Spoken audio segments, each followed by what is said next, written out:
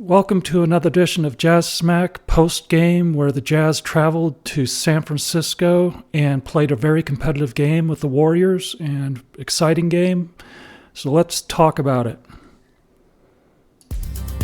Jazz Smack, your source for information and analysis about the Utah Jazz and NBA basketball. Jazz Smack is a community for passionate Utah Jazz NBA fans.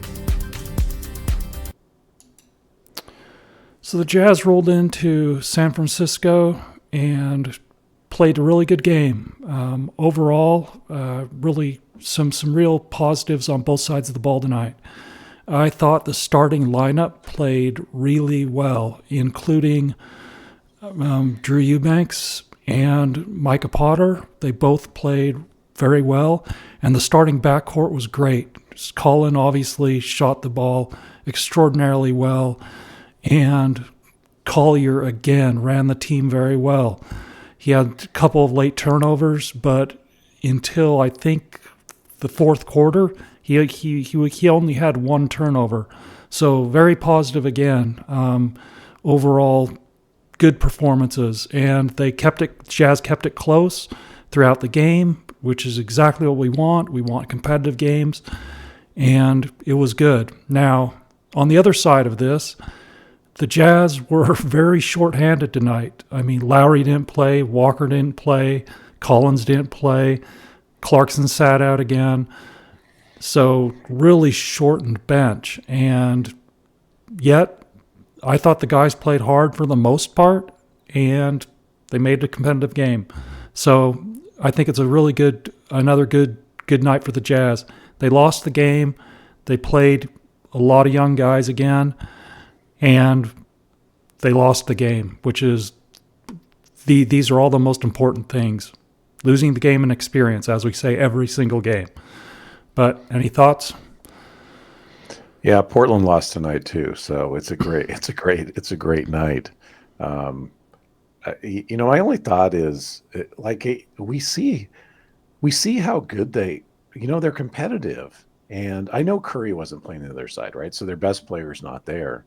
But you just wonder if we played Walker, right? I mean, it's completely a different game if you play Walker defensively and you play John Collins and you play Markkanen, even though Markkanen's been struggling. So if we have our full roster out there, we're not bad. Honestly, we're not a playoff team, but we're not bad. I mean, we really have improved, and give Hardy some credit for that. I mean, it's mainly the players. I'm not the biggest Hardy fan, but the team is coming together, and that's exciting. Am I glad they didn't play all of them? Absolutely, because we wanted to lose, but it was competitive, and that's great. Yeah, if the Jazz had played their full lineup, considering the state of the Warriors, even in San Francisco, I think the Jazz would have to be favored in this game, especially considering how they played with such a shortened roster. So. Yeah, it's good that all those guys actually sat. I mean, I was not happy when I saw Walker sitting when I saw the starting lineup. I mean, I was actually kind of frustrated. But all things considered, considering they barely lost, yeah, I'm actually glad that Walker sat, because the Jazz can't win this game tonight. They can't win a game in San Francisco. So it's all good. And like I said, I think we should take a look at the box score, but I think some good performances on both sides of the ball, and I think there are some positives. So let's take a look at the box score. Bryce struggled some, but it's nice that he actually got some minutes. You know, the 27 minutes is good for Bryce. I'm happy that he was able to play some big minutes again.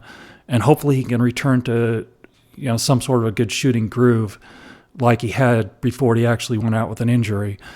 So considering that the previous two games he had shortened minutes, obviously with Clarkson not playing tonight and a bunch of the other guys sitting out as well, there were minutes available to him. So good for him. Obviously the 0 for 4 on 3, it's usually not what we see from Bryce, but good. It's really good that he actually got some minutes. Yeah, in a way, he kind of reminds me he doesn't look anything like Ochai, but his box score, other than his scoring, is kind of Ochai-ish, where there's no rebounds, no assists, etc.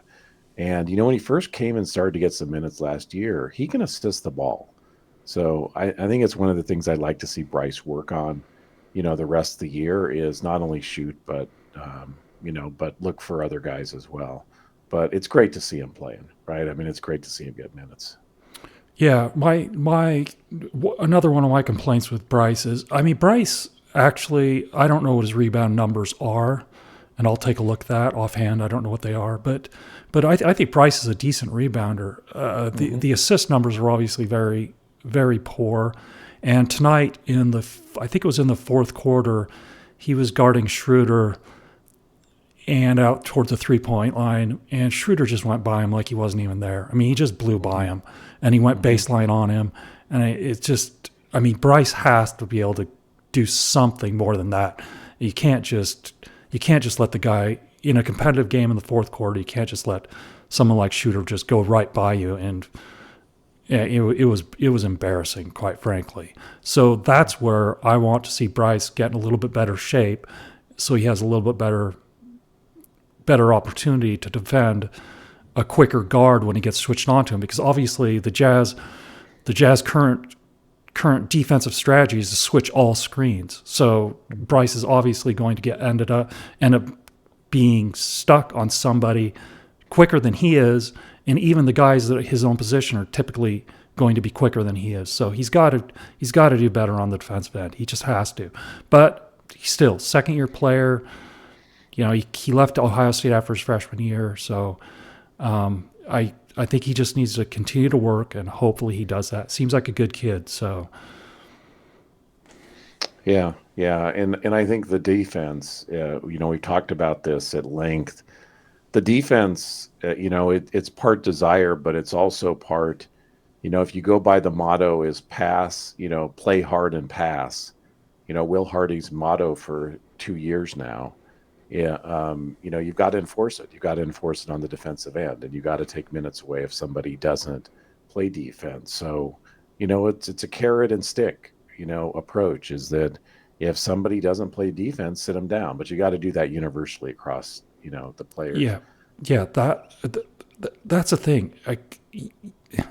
You can't just pick out certain players and let them skate through and then really hammer other guys. So if you're going to yank some guys for lack of defense or lack of ball movement or whatever, or poor shot selection, I can't imagine Hardy would ever yank somebody for poor shot selection, just based on the previous 2.5 years. But the other things, you can't just yank one guy and then allow this one particular other guy to just do whatever he wants. That's the problem. Two particular other guys. Let's say there's two others. Yeah, that's the thing is there has to be fairness, or players catch on to that. Yeah. And we as fans catch on. Well, most fans catch on to it. But yeah, that's the issue. The other thing I would say, like, just not Bryce, is that Clarkson. It was good to see Clarkson play in the last game. Now, do I enjoy watching Clarkson play? He's not my favorite guy to watch play, but we need to trade him, right? And if he's never playing, we're going to have a hard time trading him. So I was actually hoping he was going to play in this game. Not that I want to see Clarkson fire up shots. I want to see Clarkson play. So other teams we'd like to have that guy. Well, hopefully he plays well enough that we'd like to have that guy. So I was a little disappointed not to see Jordan out there tonight. Yeah, considering that we have less than 2 weeks left to the trade deadline, it's coming down to the wire, and I understand the Jazz don't want those guys to get injured right before the trade deadline, and maybe that's why Collins keeps on sitting out. It's possible that they just want him to be healthy, so they play him sporadically just so teams can see that he is actually healthy and productive. But still, those guys aren't playing. they're primarily just sitting. So we'll see what happens. Obviously the trade deadline is approaching, and either changes are going to be made, or this is the setup moving forward. And hopefully hopefully after the trade deadlines, there is some roster turnover, but it's yet to be seen. And anyway, so Micah, like I said in the opening, Micah and Drew, I mean, they played really well tonight. Like Drew Eubanks, 4 blocks. I mean, that's great. Yeah, he didn't rebound the ball, but 4 blocks. I mean, the guy defended, and Micah Potter came out really hot in that first quarter. He had 8 points, 2 threes, and a 2. It's his highest point total. They said on the TV it was the highest point total in a quarter in his career. So, I mean, that's why the Jazz got off to such a hot start. I mean, the starters got off to a really good start, and then they subbed people in, and it went south in a hurry. But the starting 5 was really good. So, really happy. I'm happy to see those guys get minutes here and there in significant quantities. And obviously with John Collins and Walker and Lowry all sitting, I mean, that opens the door for those guys to get minutes and produce. So, I mean, it's always possible that either one of those guys could be traded as well. There are a lot of teams looking for centers. I mean, that's why Walker keeps on being discussed in trade rumors. There just aren't a lot of centers. So, I mean, it's possible that if a team gets desperate. Now, Drew isn't typical. I mean, Drew is not Walker. He's not a defensive force like Walker is, but he's certainly better than a lot of the set alternative centers that may be available via trade, and at least on the defensive end. So we'll see what happens. Yeah, and he's not going to go for a high price. I agree with you. I mean, I think Svi, Drew Eubanks, all have value, in the market, and I think they're good pickups for teams. I mean, these guys can play. Yeah, I mean, the amazing thing about the NBA is we bring these guys off the end of the bench sometimes, and you watch them play, and you're like, that guy can play. That guy's good. And then you go watch the G League, and you're like, man, those guys are good. These guys are really, I mean, it's amazing how good some of these players are. And you watch them like warm up before games, they never miss. Some of these guys you think are stiffs, they never miss. So, I mean, Eubanks, I never realized he was good until he actually got on the Jazz, and the guy can play. So, I honestly hope that Eubanks hangs around. I mean, I think he's a good influence. He's tough. He plays hard. I think he'd be a great guy on the team, to play with the young players. But it wouldn't surprise me if a team comes along and said, look, we'll give you some value for him. And then given where the Jazz are, they have to consider that. Yeah, if they get a decent offer for Drew, obviously they have to trade him. I mean, he's a really good guy. And I like what he did to Edie, where he went in there for a body block on the guy. I did too. For him. I loved it. I loved it too. Because that's what Edie's been doing to everybody his entire life. And so, and obviously Edie didn't really appreciate it. Like, a whole bunch of guys that he's destroyed in college never appreciated the way he treated them. So it's nice to see some turnaround. Yeah. But it's what I said about Edie. I mean, he's not, I was against, I made the comment the other day about John Moran, but Edie's in there. Like, he fits the team because he's got this chip on his shoulder. He's kind of a jerk. So I was thrilled when I saw that happen. So that's why I like him, though. I mean, you need some of those guys on your team. Now, and we're going to keep Isaiah. So we got still Isaiah, which is great, but I'll be sad to see him go. But at the same time, if one of these guys goes to a team that wins, I'm rooting for him, right? The only reason I'm not rooting for our guys on Minnesota is we have their draft pick, so we want them to lose. But you got to say you have a soft spot in your heart for Mike and Rudy, right? I mean, there are guys still. And actually, I hope Mike, after he retires, comes back as a Jazz coach. I would love to have him back on our team. Yeah.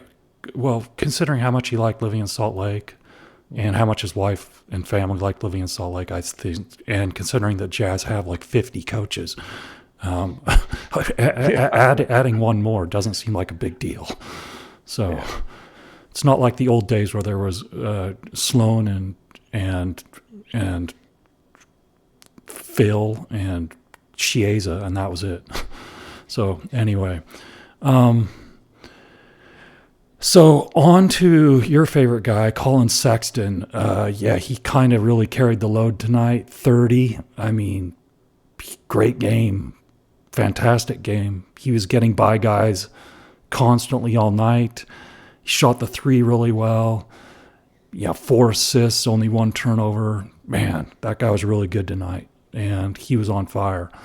And it's really nice to see him get some opportunities to score 30 points. I don't recall how many 30-point games he's had in a Jazz uniform, but I know it's not many. It's very few. He just hasn't had the opportunities, but really good to see. Yeah. Yeah, and if you want to kept, we've talked about this, is if you want to get Collin's trade value up, you actually want to give him enough minutes that his numbers, like, he's scoring 23 to 25 points a game. And you may not want that long term, but what you want to show is that this guy is a top 100 player. You get, because if he's a top 100 player, wherever in the ranking he is, he becomes a lot more tradable. So, it's good to see this, but I think he had one 30-point game. I'm just guessing from memory, but not a lot because he doesn't get enough minutes, right? Yeah. And so it's he good. doesn't get enough minutes, and he doesn't get enough field goal attempts either. And tonight he by far had the highest number of field goal attempts on the team with 19. Plus he shot 2 free throws. So that's a decent number of possessions. That's really great. And when all those guys are sitting out, I think this is more along the lines of what the Jazz should do. This is the shots. I mean, Collin should be a featured guy. I mean, that's the reality of it. And he's still only 26 years old. There's no reason to bury him. I mean, he's one of the Jazz most valuable assets right now. I think that we need to improve his numbers from where they currently stand.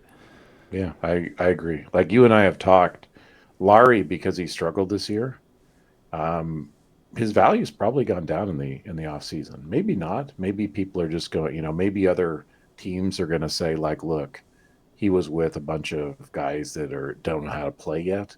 And so maybe they don't hold it against him.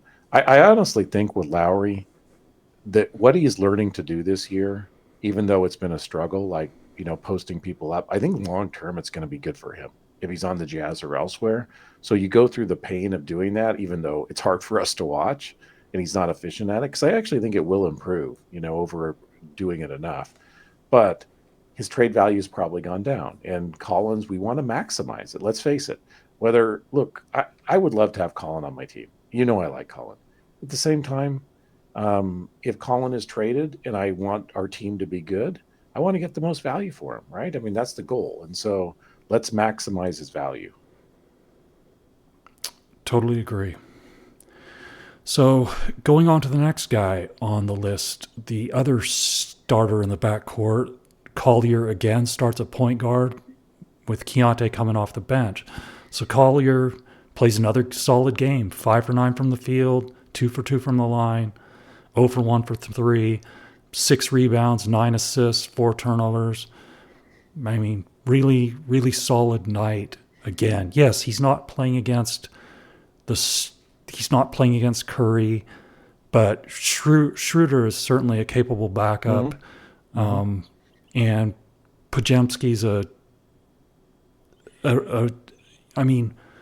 he's a capable player as well. So those are the 2 point guards that he's mostly going to be matched up against.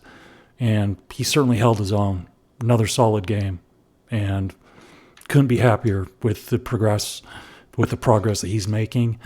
I think that the Jazz are certainly still continuing to trend in a situation where they have a center and a point guard long term.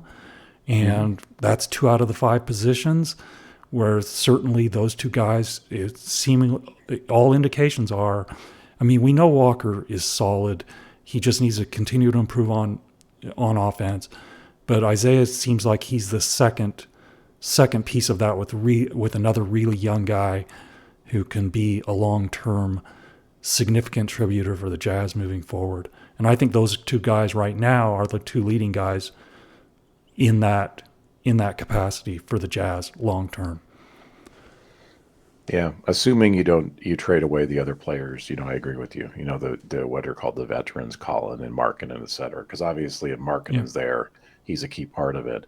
Let me just read you some stats. So last 10 games for Collier, 42% from the field, 32.1 from three-point land, 76.5 from free throws, 8.3 assists, 3.4 turnovers. So high on the turnovers.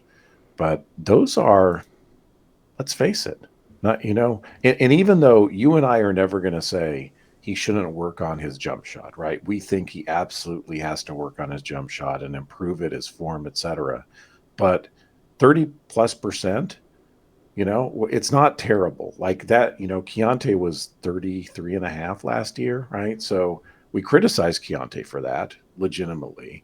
But when your sole weakness or your two weaknesses are turnovers and shooting, at least his weaknesses, one of his big weaknesses he's showing improvement on, which is great.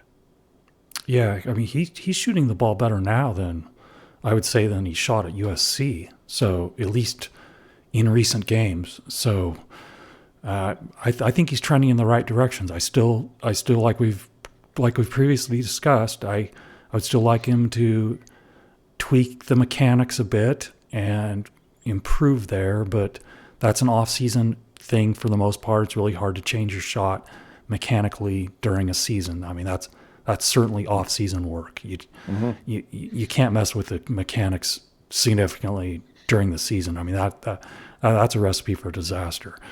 So it's off-season work, but he's certainly trending in the right direction on all those fronts, and he's turning the ball over less in recent games than he did starting out, and he's certainly seeing the ball better. It seems like things are slowing for him as he's trying to read the defense, and it's all positive.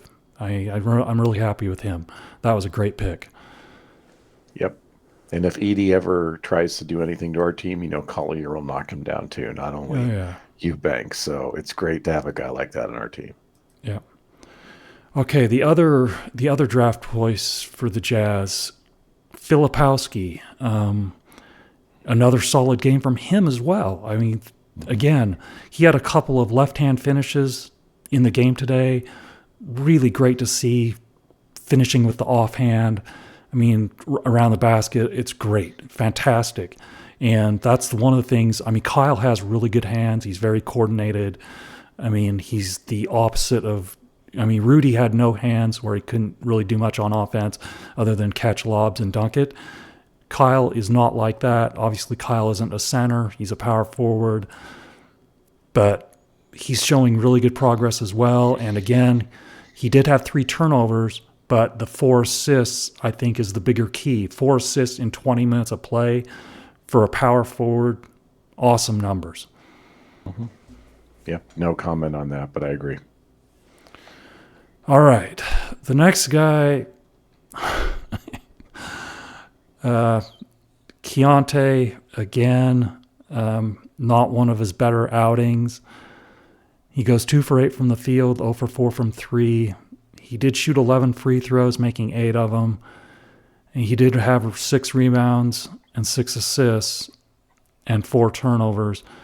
But honestly, I thought that he really dogged it several times on defense. And again, it's more of the same. And I want to see improvement in his intensity and desire, not just with the ball in his hands. And I think that's the main area of focus where he must improve. And it just frustrates me immensely when I don't see that.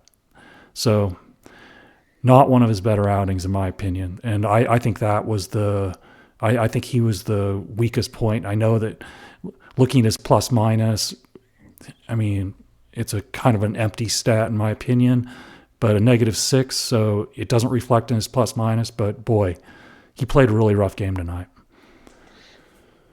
Yeah, it's interesting with Keontae is that, since this is 3rd game in a row off the bench, right? 3, maybe 4, but I think it's 3. I think it's 3, yeah. In those games until this one, his turnovers are really down. And I think the game before it was down too, since Isaiah's taken over. So I was actually really encouraged, and I am encouraged by that because notwithstanding his turnovers tonight, it does seem like he's taking care of the ball more when he doesn't have to be the guy bringing it up. So I think now I think most of us knew that he wasn't a guy that should be bringing the ball up. Only Hardy didn't know that. So I was encouraged by that. The other part of it is, he had 32 minutes, which matches Isaiah.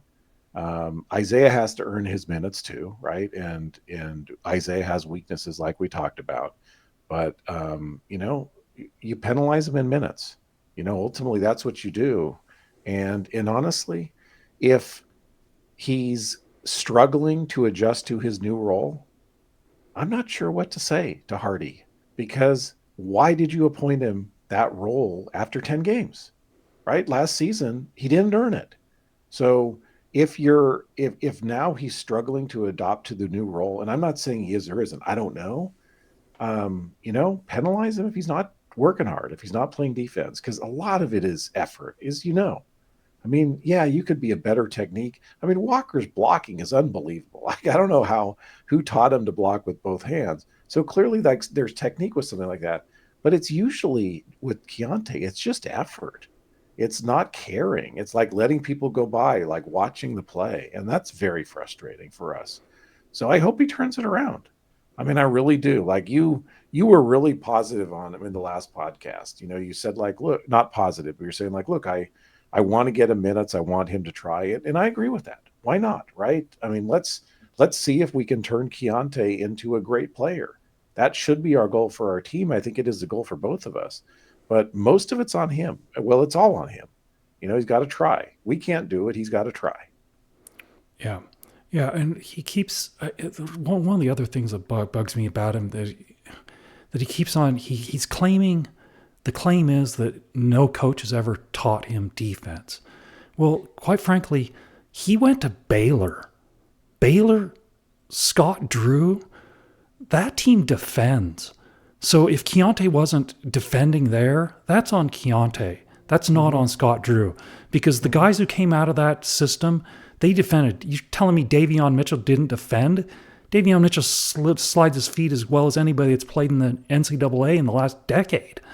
So it's I just don't like it seems like it's just an excuse, and it just bugs me.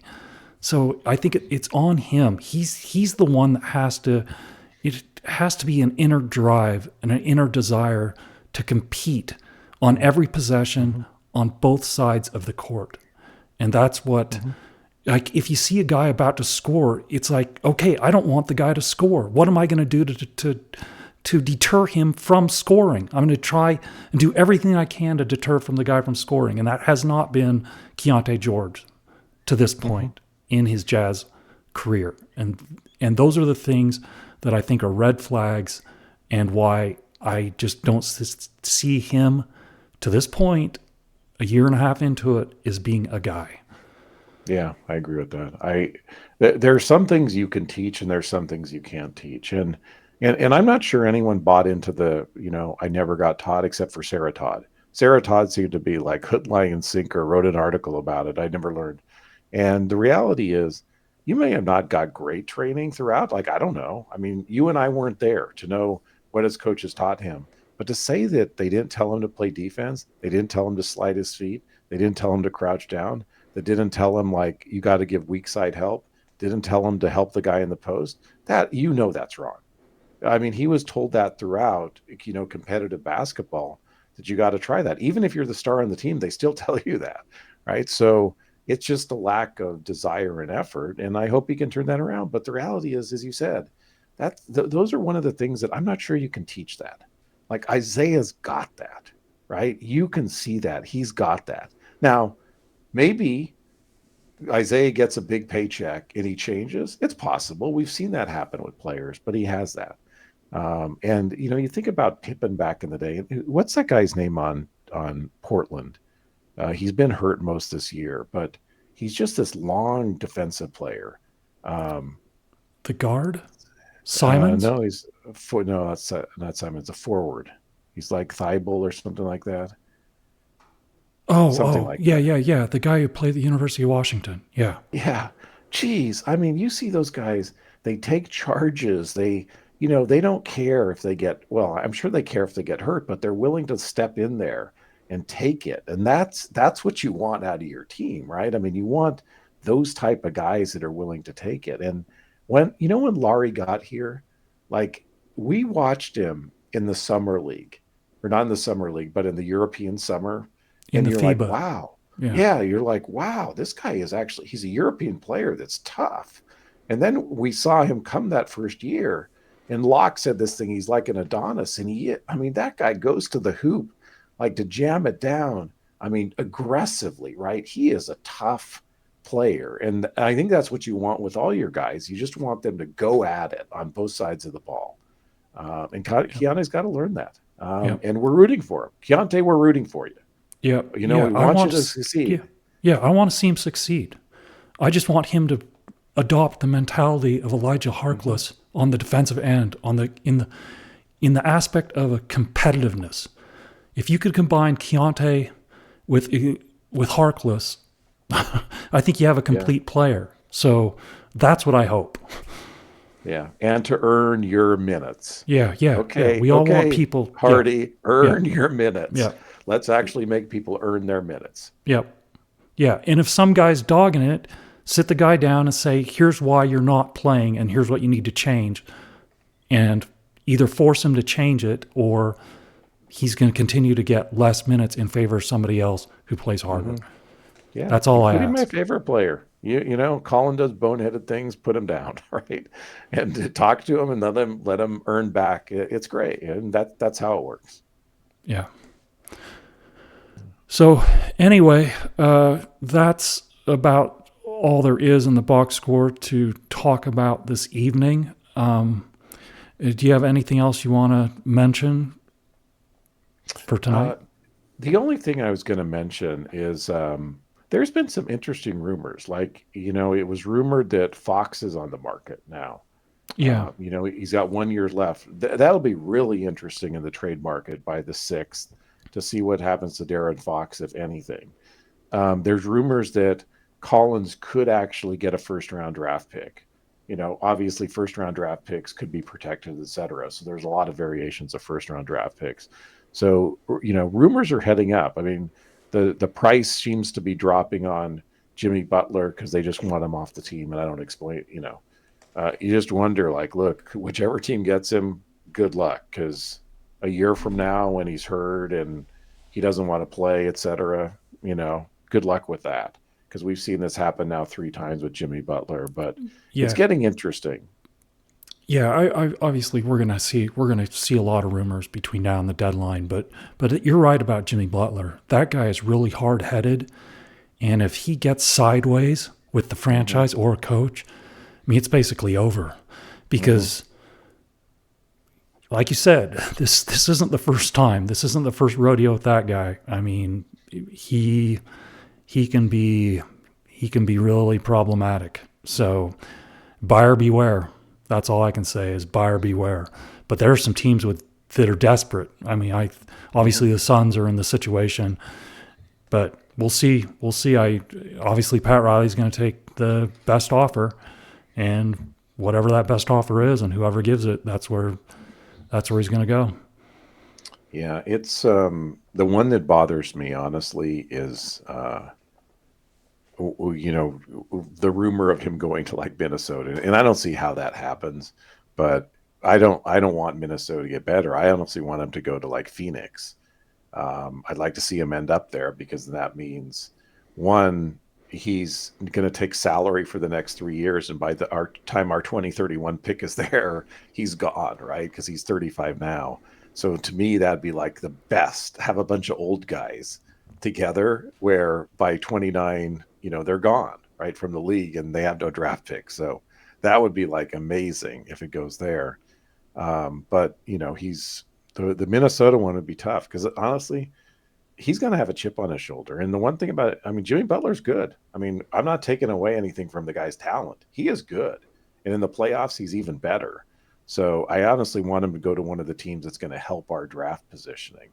But we'll see. I mean, we'll see where he ends up. And all the rumors of Walker and Collin going to the Lakers, One, I don't think Walker's going to be traded. No. I think you have to give a major package, not 2 first Yeah. picks to get Walker. But I honestly don't want Collin going to the Lakers either, because Collin's good and he's 26. So, for the purposes of our draft pick there, the 27 draft pick, top 4 protected or top 5 protected, one of the two.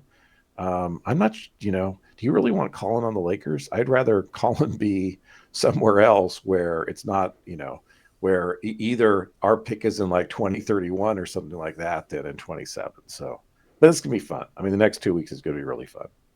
Yeah, totally agree. All right. Well, I think we're going to call it a night, and we will talk to everyone after the next game, if not before that. And please like, share, and subscribe. And we wish everybody a great night. Good night, everybody.